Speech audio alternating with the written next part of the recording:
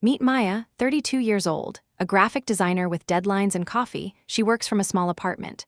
Morning sun hits her desk at 8 a.m., her inbox fills, her back stiffens, her fingers fly. But her kitchen stays quiet, no toast smell, no lunch break. She started eating once a day after a busy month. It felt simple, almost calming. At 7 p.m., she eats her only meal, one sitting, then a long, quiet stretch until tomorrow. She likes the rules: no snacks. No nibbling while she works. She tells friends she feels clean. She looks fine. She feels fine, but inside her body, something has already begun. This is the story of eating once a day, in real time. This is what happens, not tomorrow, not next year, right now. Hour 07 p.m. First bite. Within 60 seconds, something changes. Her mouth floods with saliva. Her brain sparks like streetlights at dusk. An enzyme called amylase wakes up. It sounds complicated. Its job is simple. It clips starch into sugar pieces. Her stomach stretches like a soft balloon. Her heart taps faster by a few beats. Blood turns toward her gut. After meals, gut blood flow can rise 30 to 130%. It's like opening extra lanes on a highway. By 7:30 p.m., sugar pours into her blood. Her pancreas answers with insulin. Think of insulin as a key. It unlocks cells so sugar can enter. Her muscles grab some fuel.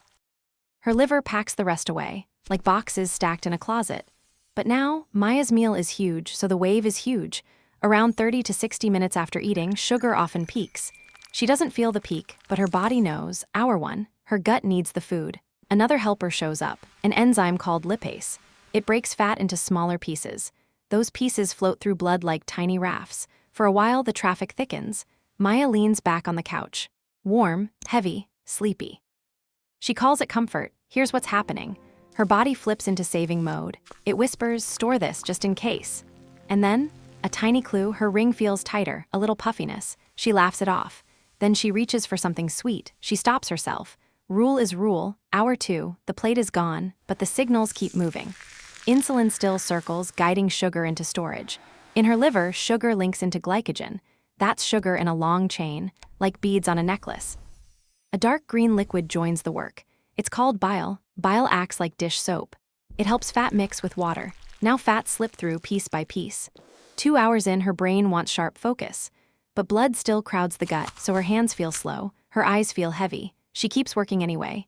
Deep inside, her stomach sends a slow-down message, so her body lowers her energy on purpose.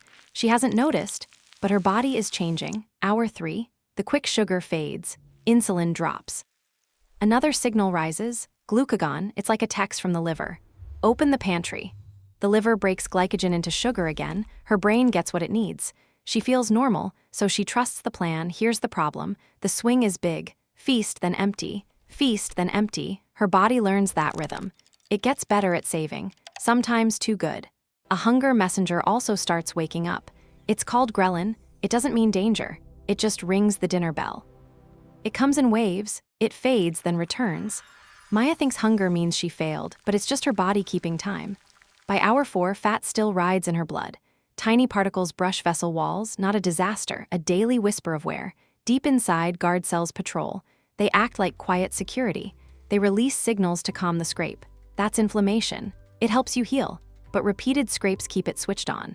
By hour 5, Maya feels fine again, so she sits longer. She forgets to stand. Blood pools in her legs. Her feet feel cold. She shakes them out and keeps going. Deep inside her cells, power plants work harder. They're called mitochondria. They turn food into usable energy. When the meal is massive, they burn hotter. Hotter burning throws off more sparks. Those sparks can nick cell parts nearby. That's cellular stress. It's subtle, almost invisible, but it adds up. Deep inside her blood, a cleanup crew swims by. It tries to mop up extra fat and sugar. Hour 6:11 p.m. Maya crawls into bed. Her blood still carries leftovers from dinner. Her body keeps cleaning while she sleeps, like a night crew in a store. Hour 8, 3 a.m. The gut finally empties. The room inside her body goes quiet.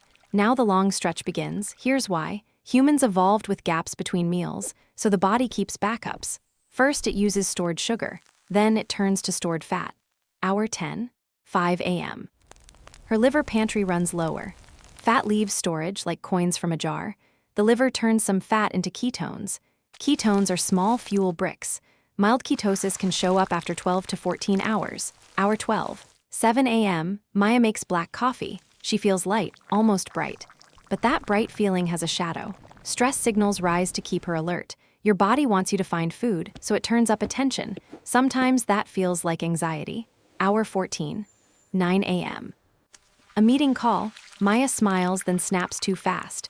Her mood swings like a loose door. Hour 16, 11 a.m. She stands up quickly, a brief sway. Hour 18, 1 p.m. Hunger taps louder now. Her stomach growls. She drinks water. It helps for a moment. Hour 20, 3 p.m. Her focus blurs. She rereads the same line. But now, she still says, "I'm fine." Hour 24, 7 p.m. again. The cycle closes. Her body braces for another wave. And it remembers the rhythm. One day, your body recovers, but weeks of the same swing change the baseline. Big meals can mean bigger sugar waves. Bigger waves can mean more vessel scrapes. More scrapes invite more inflammation. Over months, vessels can stiffen. Blood pressure can creep up. Insulin can lose its edge.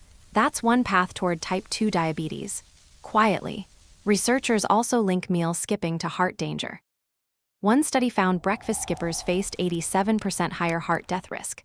Another report linked short eating windows to a 91% higher risk. A large study also linked one meal a day to higher death risk. These studies can't prove one cause, but the pattern shows up again and again. Maya doesn't know any of this. She thinks she's fine, because nothing screams, but the body keeps score. Over years, the brain can suffer too. It dislikes wild fuel swings. Mood can darken. Memory can dull, and long, low inflammation can help trouble grow. Cancer, not fate, just odds that shift with time. She still posts dinner photos, but her cells remember every wave. And one day the bill comes due. Here's the thing, your body isn't broken. It's doing what it's designed to do, adapt. But that also means it can adapt the other way. If you eat once a day, soften the wave. Start with vegetables and protein, then eat the starch last. In one experiment, that cut the sugar rise by about 28%. Take a 10-minute walk after dinner, that's it. Blood sugar peaks shrink, and your mood often stays steadier. Stand for 2 minutes each hour, that's it. Your legs push blood back up. Drink water across the day, your blood moves easier. Lift something heavy twice a week. Muscle works like a bigger fuel tank. Maya tries this for 7 days, her headaches fade, her afternoon fog lifts. She still eats at 7 p.m. But the day feels less like a cliff. Small changes, big results. If you feel dizzy, shaky, or obsessed with food, listen. Talk to a clinician who knows your story. Your body is always listening, always responding. The question is, what are you telling it? Because 30 days from now, your body will be different. The only question is, how?